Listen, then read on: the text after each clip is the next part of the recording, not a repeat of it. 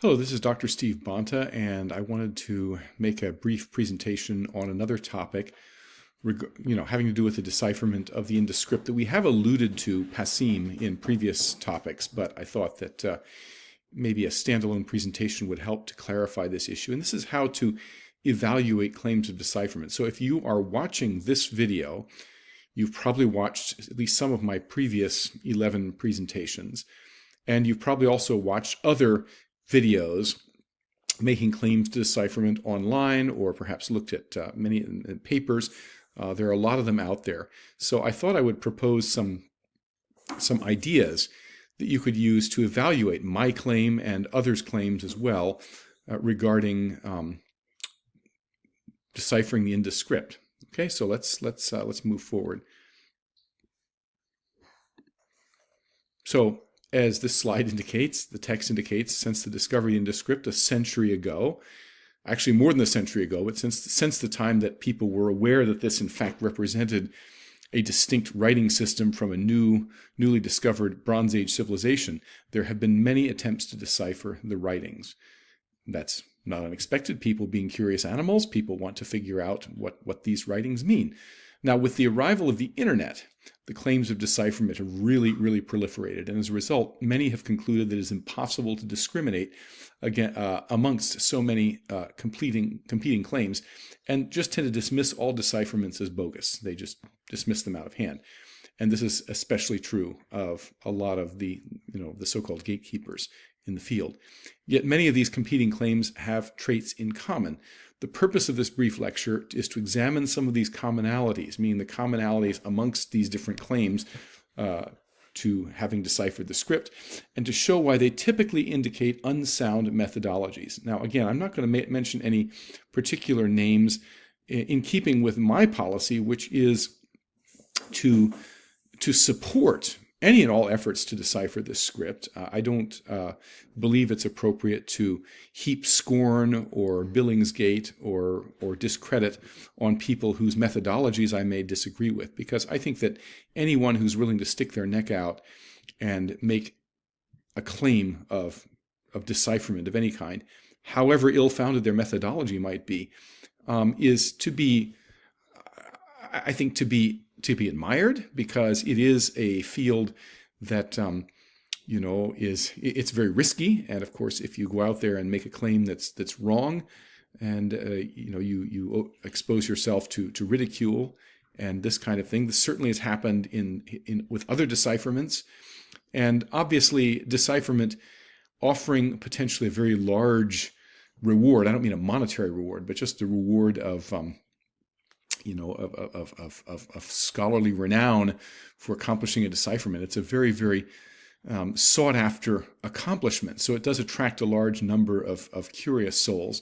And oftentimes, with this, as with others, like the Mayan decipherment and others that have preceded the Indus Valley decipherment, has attracted sometimes a fair share of admittedly eccentric people who maybe are kind of engaging in wish fulfillment, basically in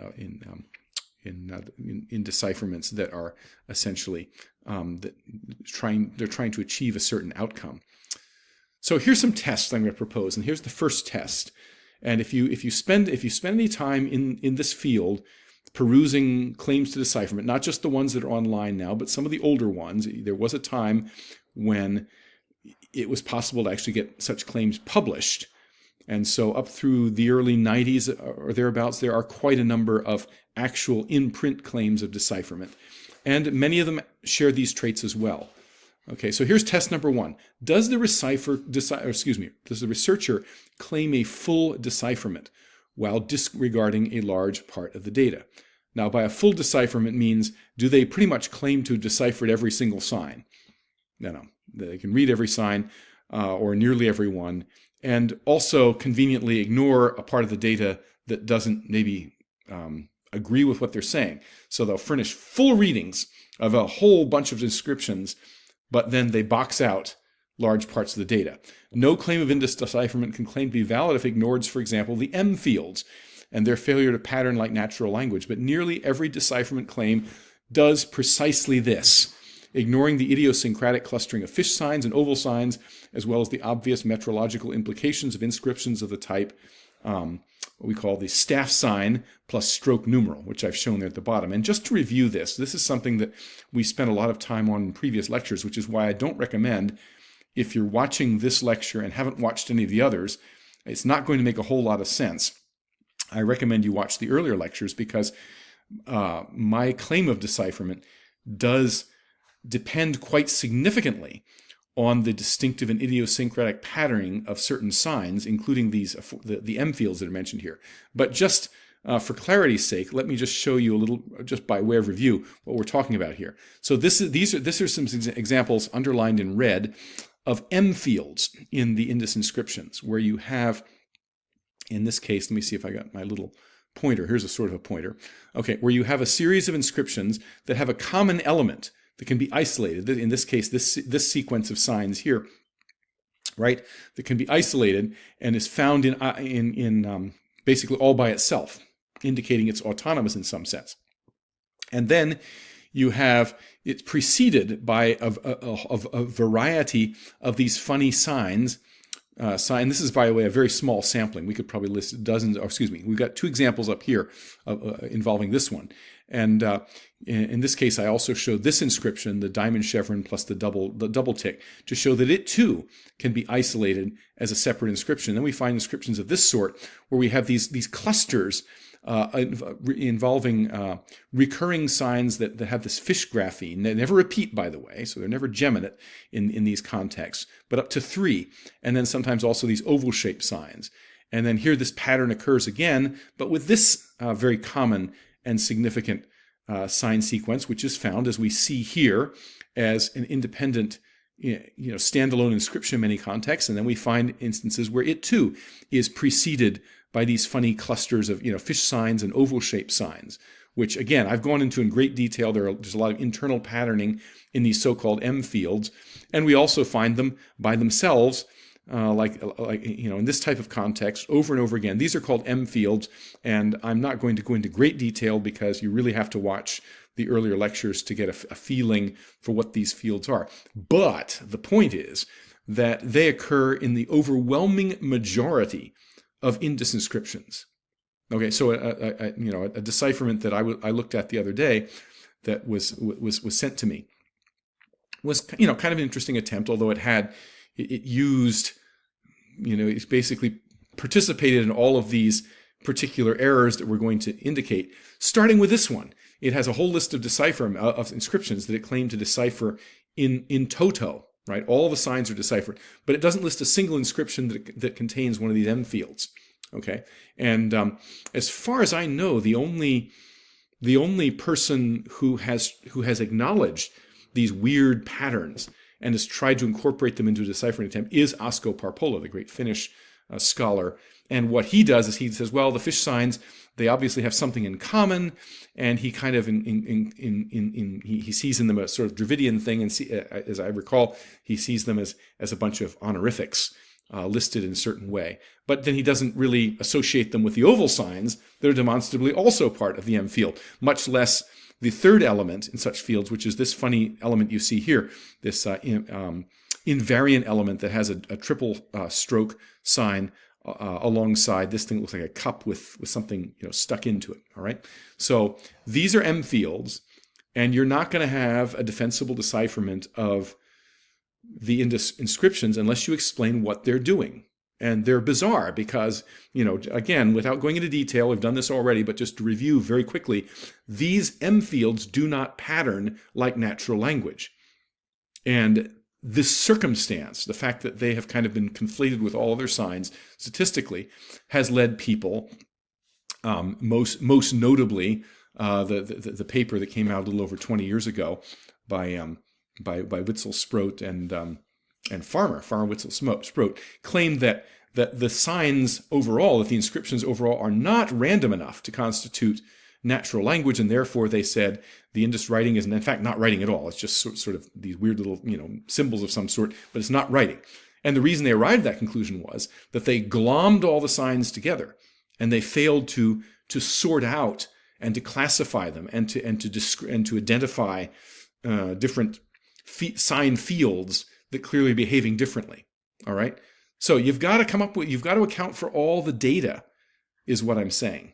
Okay. And certainly absent that, I mean, there are things that my decipherment, there are parts of the signs that I don't understand, which I indicated in the presentation. I think I don't claim to have a full decipherment. It's a partial decipherment.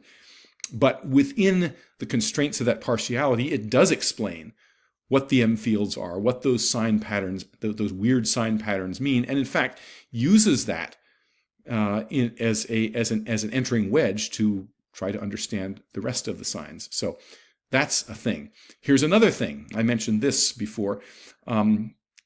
If you can't explain why it is that these things that look very much like weights and measures are doing these types of inscriptions, which all come from seals with field figures on them, your decipherment doesn't make a lot of sense. And yet a lot of people very clearly we're dealing with different numerals alongside some sort of a sign, this thing that looks like a staff of some sort. And we have an explanation for it, by the way. It's one of the key elements of our decipherment, but nobody else seems to do that. They look at these as different words or something like that have no relationship to one another. And it's just coincidence that it just sort of looks like you have a sign with a varying number of stroke numerals occurring in complementary distribution, right adjacent to this sign. So the only person that I know of who kind of looked at it and said, yeah, that sort of does look like some sort of a weight or measure, is Walter Fairservice, who passed away decades ago. But he was an archaeologist, one of the last to actually publish to be allowed to publish an actual claim of decipherment.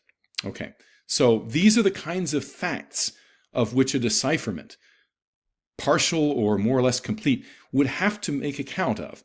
And yet, over and over again, I mean, these are conspicuous traits, not just of the signary, but of the patterns of distribution of the signs in the corpus. And without making an account for these things, the decipherment really doesn't have a leg to stand on. All right, let's see. Test number 2.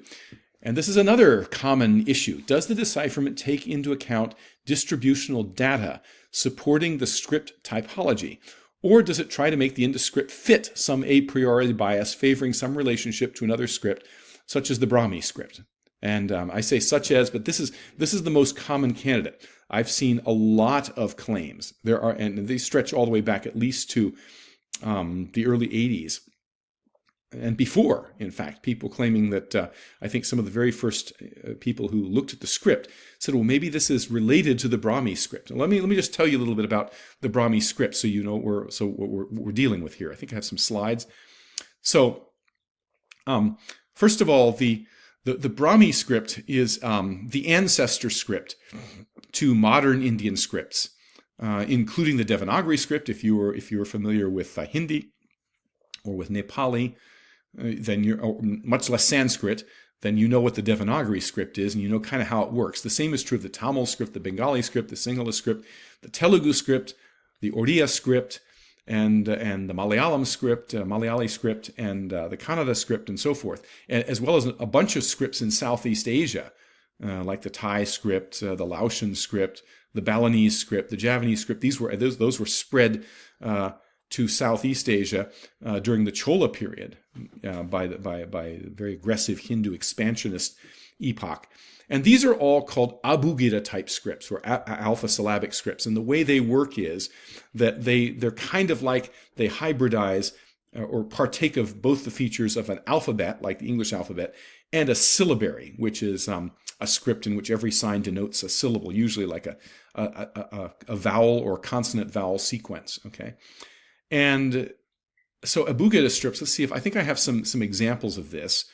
So this is the Brahmi script per se. This is one of the many scripts. Now the Brahmi script appears in the historical record rather suddenly during the time of King Ashoka, who you may recall was the great Indian emperor king, very expansionist, very aggressive. And at a certain juncture, as according to the history at any rate, as a result of his annihilation, or we would say nowadays genocide, of a people called the Kalingas, he felt remorse, and as a result of his remorse embarked on a great spiritual quest that led him to convert to Buddhism.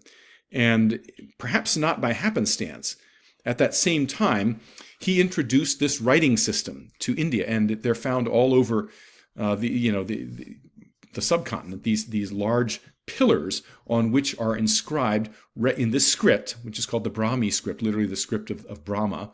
Okay, are described his deeds and his edicts. Okay, and so this script appears to be the ancestor of these aforementioned modern South Asian Abugida scripts, and all modern South Asian scripts, except for the script used for Urdu and other Islamicized version, like Islamicized Punjabi and so forth, those are Perso-Arabic script, a version of the Perso-Arabic script.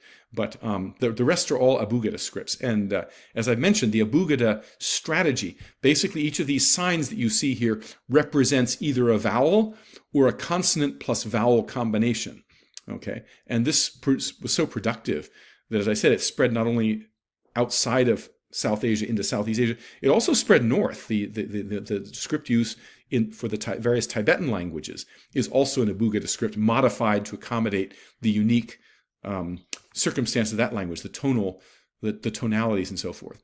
But here's actually a reproduction of one of the work notes from James Prinsep, the man who deciphered the Brahmi script. And you can see kind of how it works, that each of these signs here, has a simple letter version, and then it has a version with a long ah. So this would be understood to contain ah with it. And let's see, what is that? I'm trying to read what it says. I don't know Brahmi myself. It's not something that I've taken to learn. But anyway, the principle's the same. And then you have a whole series of signs that look sort of the same, but have little tweaky modifications on top and on bottom, and the same pattern throughout, right? With these different signs. And for a modern example, this is kind of how the Devanagari script does it, in part. And here you can see the Roman characters. So across the top, the first line, we have a row of the actual vowels in Devanagari: a, I, u, e, I, or a, and o, and ow, and and aha. All right, and so they are. Those are the vowels, so to speak, and they're written as such in certain circumstances, most notably when they occur at the beginning of a word, although those rules have been somewhat relaxed and changed with modern languages like Hindi and Nepali that still use the Devanagari script. But if you learn Devanagari, as I did in the context of learning Sanskrit, you only write a vowel out if it occurs at the beginning of the word. Otherwise, it's written as part of the consonant or consonant cluster that precedes it. So here you see, for example, the first line is the consonant ka, and this here, the basic form, has an inherent and the only way to cancel it is by putting a dot underneath it, okay, or a line, depending on the convention, right? But so to make it k, okay. So this by itself is ka, and then if you add the little stick next to it to the right, and you'll notice everything in this column has that same feature. Then it becomes ka, and then here it becomes ki, and then ki, and ku, and ke, and so forth, all the way across to kaha on the far right. But then if you go down, let's skip over, this is kaha, but let's go to ga. So here we have ga, again, the inherent and then ga, and gi, and gu, and so forth. So this is a very quick primer on how so-called Abugida scripts work. There exists, incidentally, one Abugida type script, or one alpha syllabic script, that is not demonstrably related to any of the South Asian scripts, and that is the script used to write Amharic, the language of Ethiopia. So some people suspect that it may have either come from there, or in some sense may have inspired the Indian scripts. No one really knows. It's a bit of a mystery, but it works in the same way. Now, the question of the origin. Okay, well, before we get to that, so the question of the origin of the Brahmi script is somewhat fraught, with some people claiming, well, it was developed on the subcontinent, but the more likely explanation was that it was brought in from the Middle East. It was probably inspired by the Assyriac script or something like that, because in the Middle East, although they didn't have Abugida scripts as such, they had stuff that looked similar. And at this time, there was a great deal of interchange culturally with the ancient Greeks. And by the way, it worked both ways, by the way. The ancient Greeks loved to write about the so-called gymnosophists of India, who were the Indian philosophers. as we know them now, and fakirs and so forth. So there was, as is the case today with Westerners who are interested in Orientalia or in New Age religion or whatever, there's this cross-pollination between East and West. This was very much the case in the Hellenistic age as well. So it's quite possible, indeed, in my opinion, very likely, that the script was, if not just imported as such, was inspired by what was going on in the Middle East. Certainly we don't see in historical India, in historical South Asia, any interest in writing until the arrival of Buddhism. Okay, so for whatever reason, for example, the first historical chronicles that were written were composed on the island of Sri Lanka. There were two of them that talk about the history of Sri Lanka, the arrival of Buddhism there, and they're basically the very first instances of genuine historiography coming out of South Asia. Prior to that, and they happened, of course, they were written by Buddhist monks and seem to have been a byproduct of the conversion of much of that island to Buddhism. And then, of course, that was given additional impetus with the arrival of Islam in South Asia more than a millennium later. The Muslims in South Asia were great chroniclers and writers. But subsequent to the introduction of historiography by the Buddhists, we see the Hindu South Asia begin to write stuff down as well. So the Brahmi script was not just used by the Buddhist king Ashoka, but it was used, subsequently it was decided this was a good idea. Okay, so there is a field of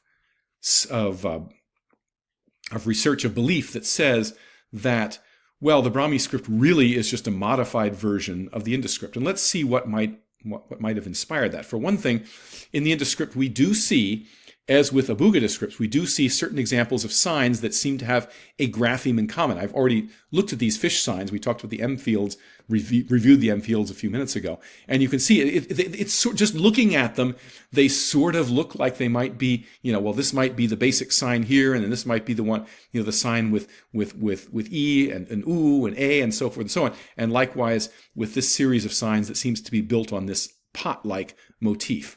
Okay, in fact, Hunter, G.W. Hunter, who was the very first person to really try to tabulate the early inscriptions way back circa 1930, and in a very admirable work, I have to say, one of the best.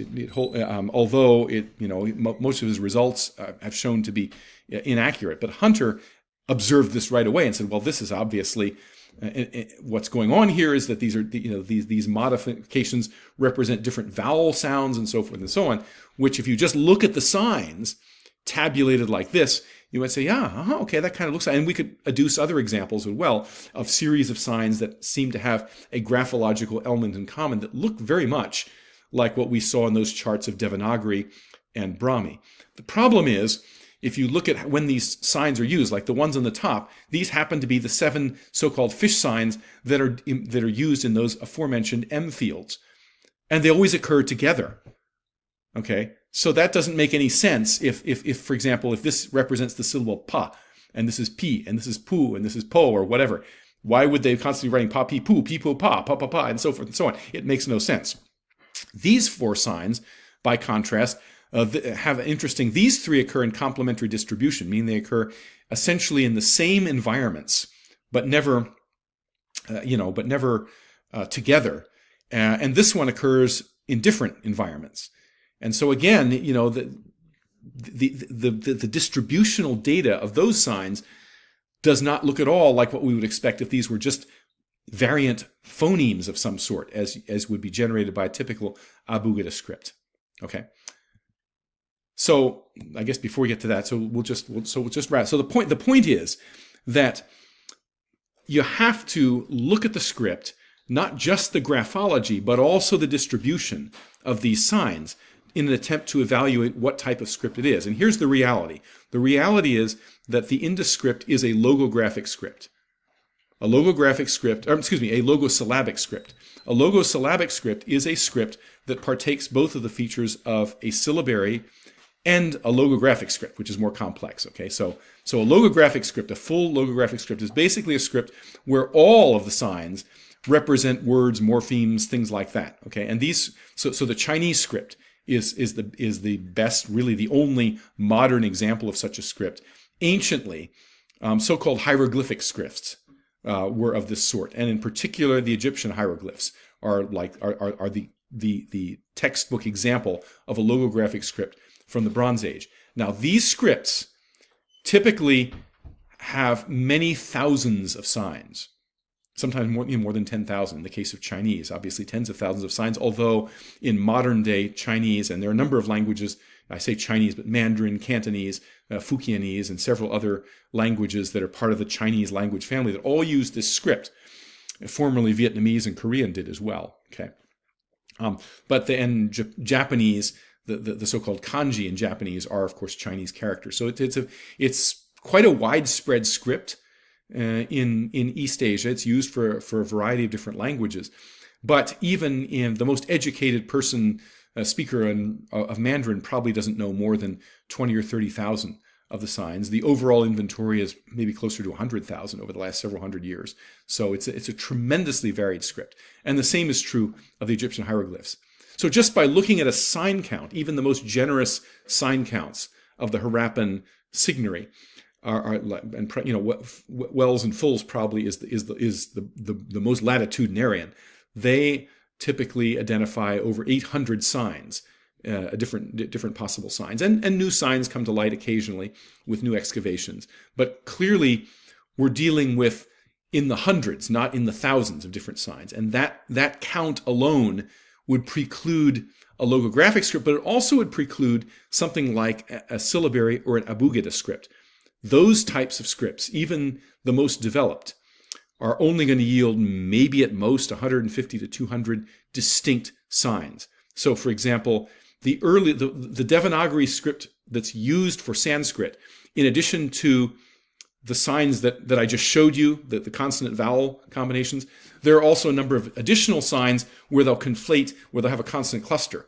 Like they'll have stri, S-T-R, long E, which is the word for woman in Sanskrit, as well as a number of modern South Asian languages. And that actually has a 3-consonant cluster, STR, plus I. And so that requires an additional sign and so forth. But even adding those in, you still have maybe, I mean, if you're learning Devanagari, obviously you learn there are rules that are involved in producing them. But let's say you didn't know those rules, you're still looking at maybe only 250 signs, distinct signs altogether. And so that's an issue. And then also, those signs are going to be distributed in a more or less random way because they're phonetic signs, right? They're not sense determinative. They don't denote words as such. They're trying to represent the sounds and the sounds alone. And as a consequence, their distribution amongst themselves is going to be fairly random. Whereas with the Indus script, as we've noted, with the examples here and with others that I could adduce, but I'm not going to because I don't want this to take forever, this presentation. We do see series of signs that seem to have partake of some kind of shared graphology or shared grapheme, the fish grapheme, the oval grapheme, the jar grapheme, and so forth. But their distribution is suggestive more of logographs, meaning word signs, not sound signs. Okay? All right, so let's go on to the next test, which I've already had a glimpse of. So test number 3. Does the decipherment try to assign values to signs based solely on graphology while ignoring patterns of distribution? This is kind of allied to what we've been talking about already.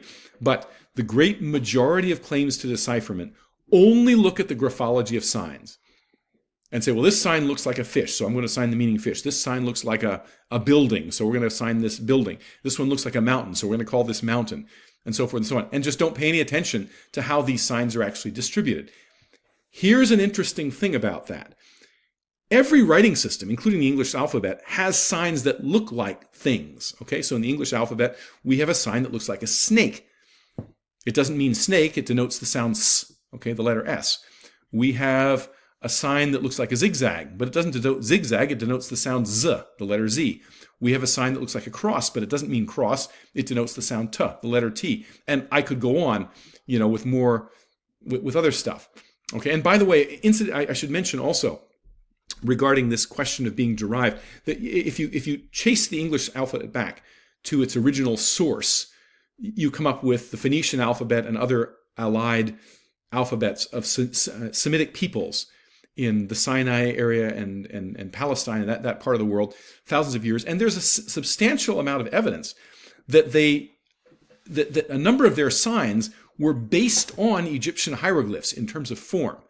In other words, they used the hieroglyphs as inspiration. But the alphabetic writing is nothing like the hieroglyphic writing. And so while they may have looked at the hieroglyphs and said, oh, well, here's an idea. Let's have a sign that looks like that. Okay. If you were to attempt to decipher any alphabetic script and say, well, it obviously descended from this earlier script, these hieroglyphs, and we're going to use that. You're going to fail. That should be fairly obvious, I would think. So there is oftentimes there are relationships among scripts, and it's not entirely out of the realm of possibility that elements of the Brahmi script were inspired by Indus characters, but that doesn't mean that they're going to have similar values, right? So that's something that needs to be borne in mind as well. Okay, but here's the point. The point is that to properly evaluate signs in the signary, you can't just look at what they look like.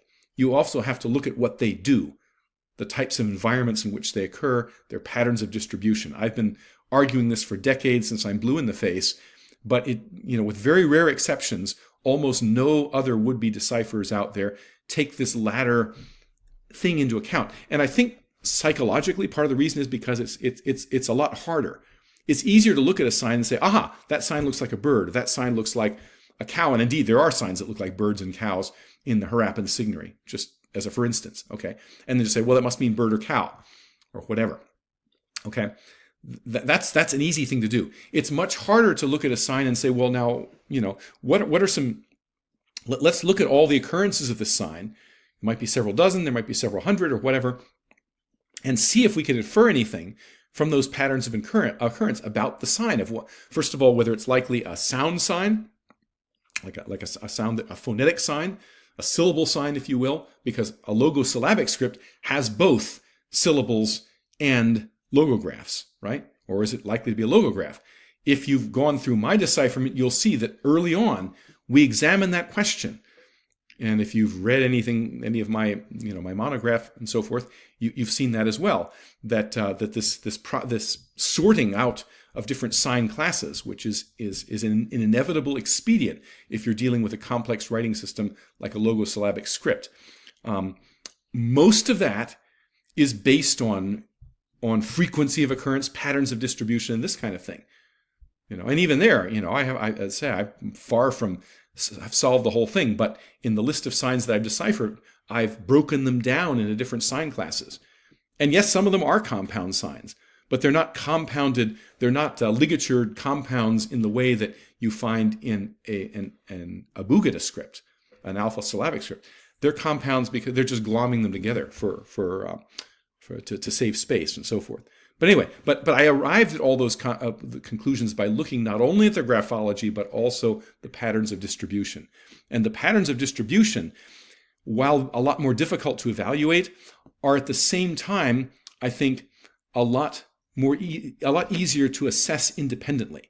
So if you say, for example, sign X looks like a trout. Well, someone else can go, well, no. For example, the aforementioned Walter Fairservice, when he looked at those signs that looked like fish, which, everyone from the beginning, like including Osco Parpola, said, well, those are fish. Fairservice didn't see it that way. He said, well, no, those aren't fish. He called them loom twists. He said they're like like a loom twist, like a knot, conflated with a stick man. So he called them loom twist man.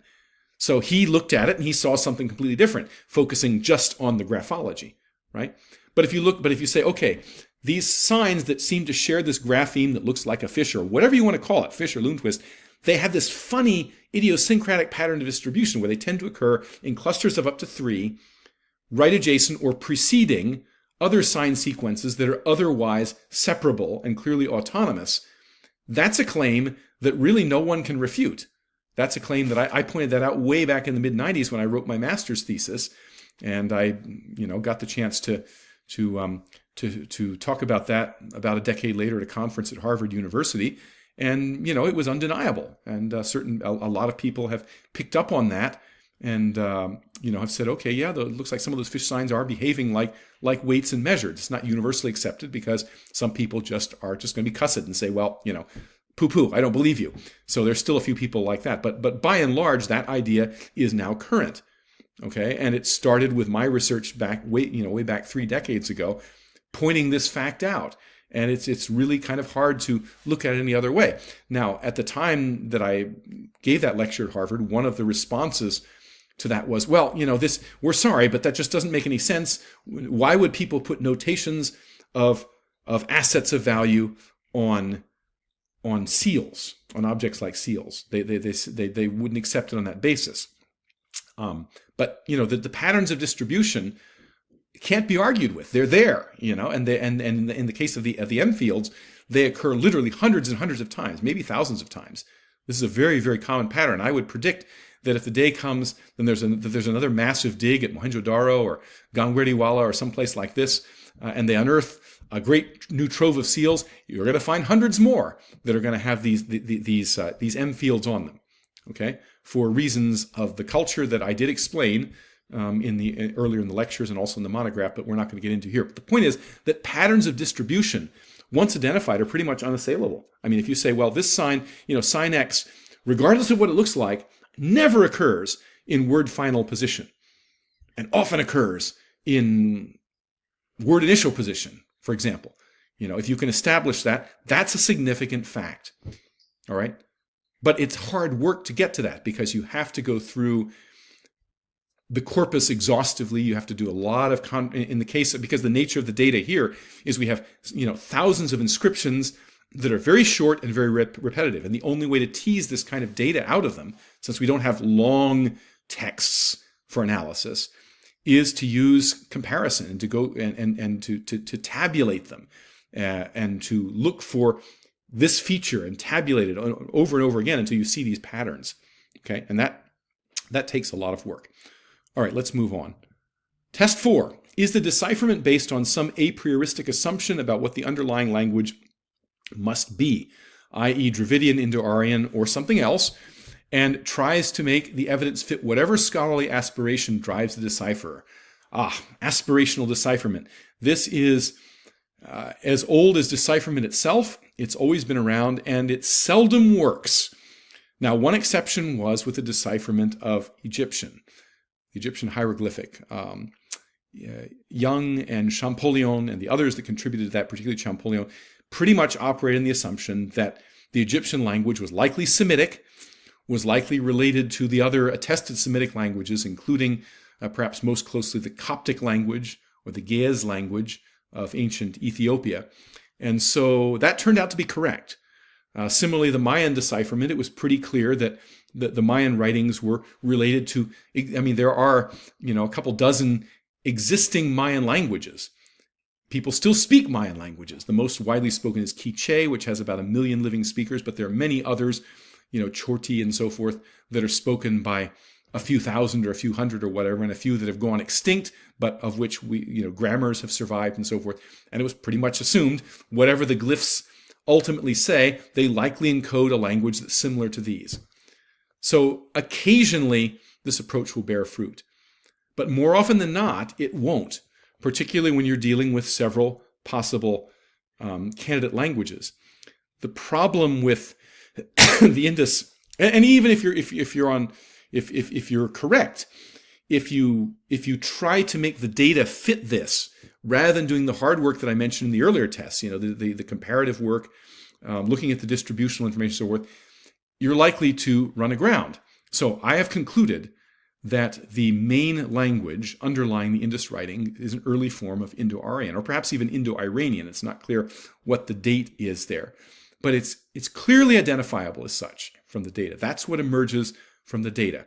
Okay, but hey, there are a bunch of other people, including some folks who are pretty popular right now online, who have made similar claims, who have, well, not similar claim, but they also think that it's an early form of Sanskrit or Indo-Aryan, but their readings are completely different from mine. And the reason is that they adopt that as a prioristically and aspirationally try, because they're just convinced from Vedic lore and so forth that must be what we have, and somewhere along the way, they don't do the hard work to really look at the script and try to figure out how it works and how to sort the signs into different classes, and they end up with grotesque readings. We'll have more to say about that with the next tests.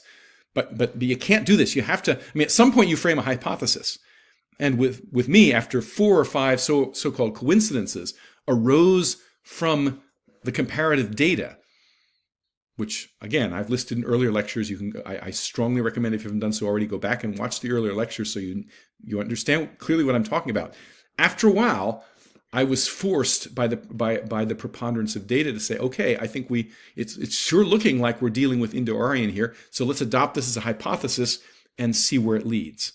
Okay, at some point, obviously every decipherment has to do something like that.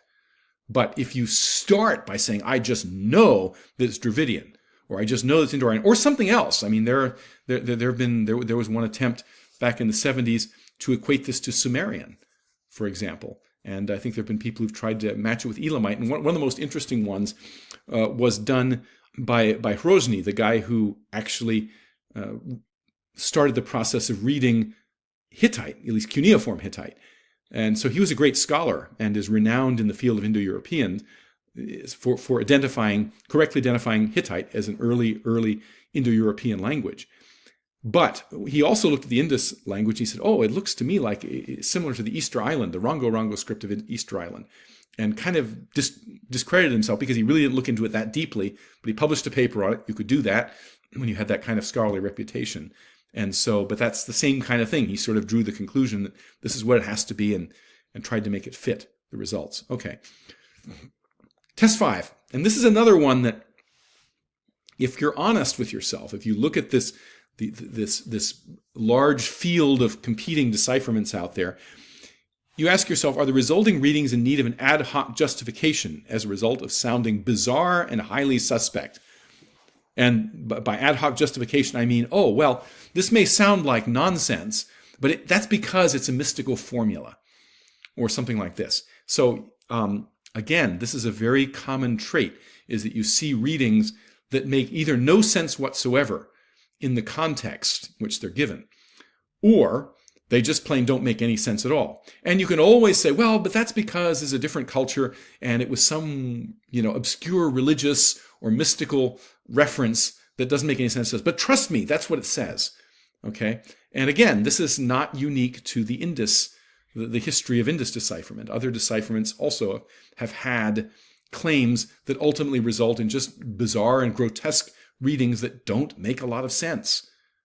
And I understand there's great fervor out there to want to decipher this writing system. Understandably so. It's been around for more than 100 years as this tantalizing mystery.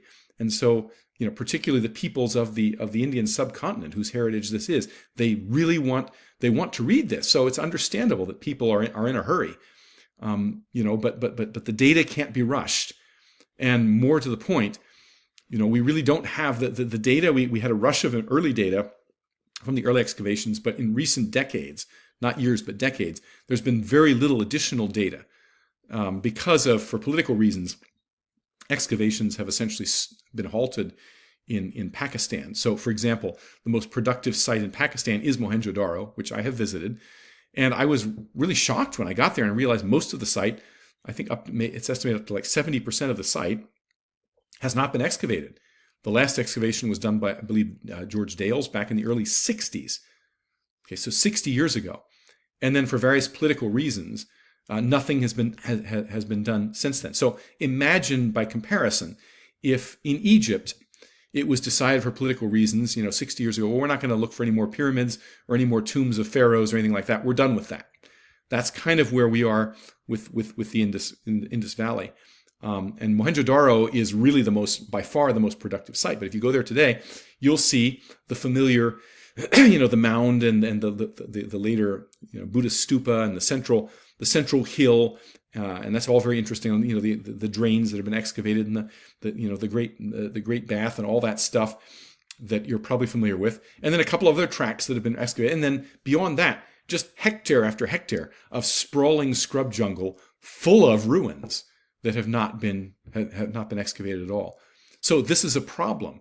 is that we're not really getting any more data, and so decipherments kind of have to deal with the reality. I mean, the Dholavira inscriptions. There was an excavation at Dholavira, a site in India near the Pakistani border. In fact, way back in the 1990s, and we still don't have. They didn't yield anywhere near as many texts as Harappa or Mohenjo-daro did back in the day. But it yielded some, and most of them have not yet really been published. They're not available. So, so this is very problematic, is that we're just not getting a lot of information. When Michael Ventris laid his claim to deciphering Linear B, a few months later, some new archaeologists go, oh, here's a new trove of tablets with Linear B. Let's see if which he's never seen. Let's see if his system works. Well, and it did. Today, we're no such, unless politics change significantly, unless attitudes change significantly. And this is no disparagement, by the way, to my many friends in Pakistan, but it's just the way things are right now. Unless that changes, we're not going to be able to. We're not going to have another trove of 500 or 1,000 inscriptions or whatever anytime soon. That's just the reality. And so that great rush of data from the early 20th century that yielded most of the best and most interesting inscriptions and other artifacts as well, has slowed to just a bare trickle. Okay, so it's very understandable that people are anxious and want some kind of closure on this, but we have to work within the constraints of the data that we have. Okay, test 6. Does the decipherer claim to have deciphered all or nearly all the Indus signs, and does the decipherment produce full readings for every inscription mentioned? Again, if the answer to this one, as with the previous tests, is in the affirmative, we've probably got a problem, because there's really no such thing as a full decipherment. Just ask any Egyptologist, and they'll tell you, yeah, most of the 99% or whatever of all the hieroglyphs are readable, but not all of them. And some of them, different experts may disagree on the identity. And I don't really know much about the Mayan writing system, but I have known Mayanists, and different Mayanists will give you different accounts as to what percentage of that writing system has been deciphered, even now.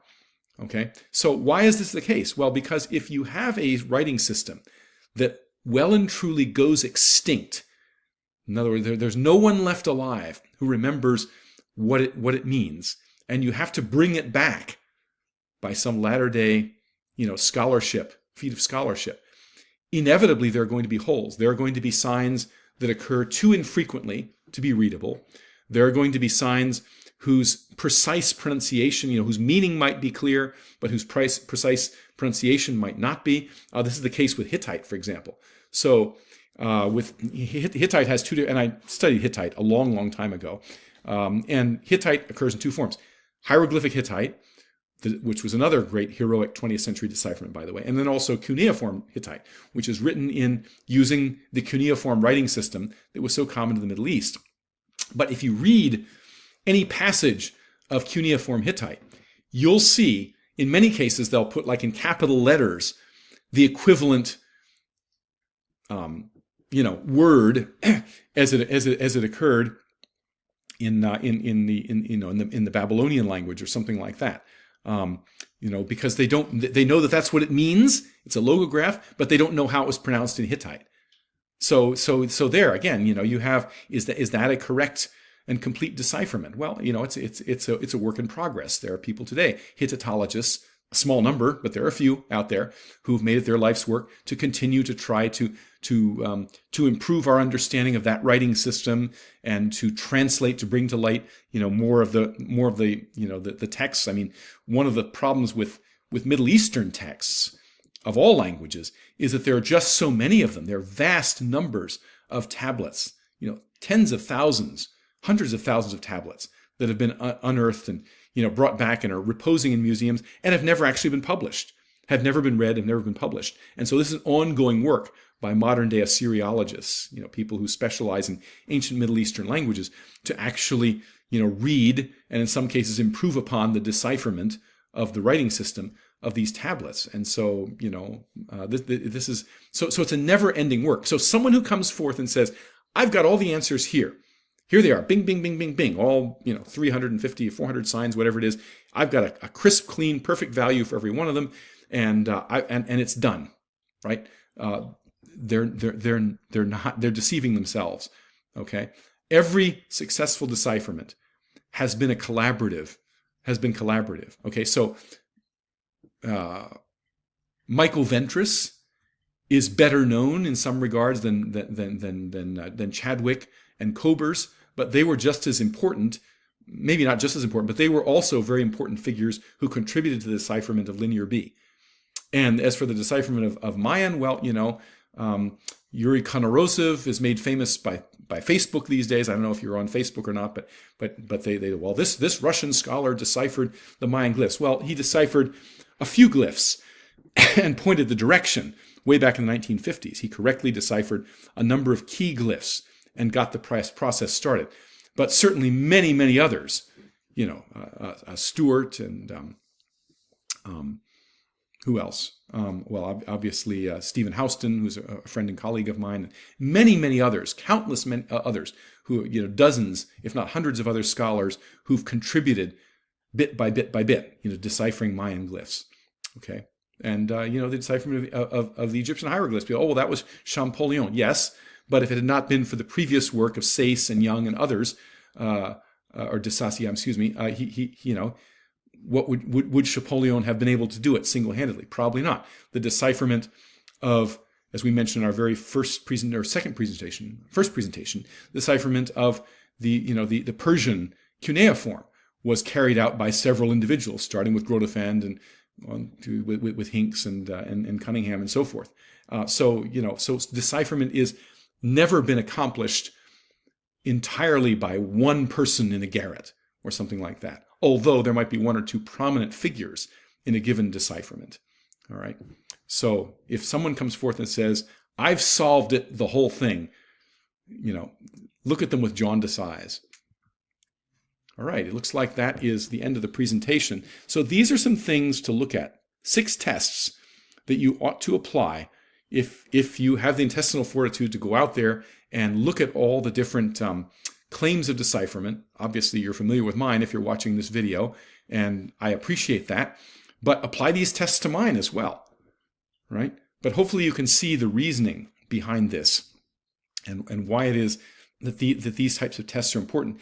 And this is the kind of thing that you can apply even maybe not knowing a lot about the script itself or about the candidate languages involved. I know in my case, another script that I find absolutely fascinating, which I am never going to do anything about because that's for another lifetime, is the Voynich manuscript, which is now housed in the library at Yale University. But this is an entire book, not only with written in an unknown script and unknown language, but also full of all sorts of fascinating and kind of weird pictures of strange plants and naked people cavorting around. It looks very much like it probably has something to do with some kind of folk magic or something. But it first turned up in Europe about 400 years ago and was passed. It has a clear pedigree, but no one knows where it originated. Some people think it's a hoax, that someone wrote this and entirely as a hoax, but it just came out of nowhere. The writing is very sophisticated, and there are clear patterns to it. In fact, professional cryptographers have tried. Teams of professional cryptographers have tried to break this manuscript, but have all failed. And candidate languages for Voynich include not only languages of Europe, dead and living, but also Nahuatl. Some people say, well, maybe this is a book that came from the New World. Nahuatl is basically the language of the Aztecs. It's still spoken by 1 million people, roughly, in modern-day Mexico.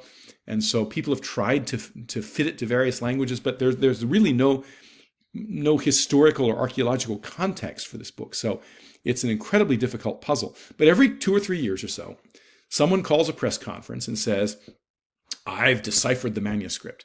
And this always interests me because there is a lot of data. I mean, it's actually a book-sized document. So you would think that if it is a rendering of some language known to modern scholars, that decipherment ought to be possible if you could figure out what the language is. Okay, but without fail, I've looked at these claims, and as soon as someone says, "Well, it's taken me 6 weeks," I did nothing but for 6 weeks. Well, first of all, that tells you they didn't put nearly enough time into it. So no, it didn't happen in 6 weeks.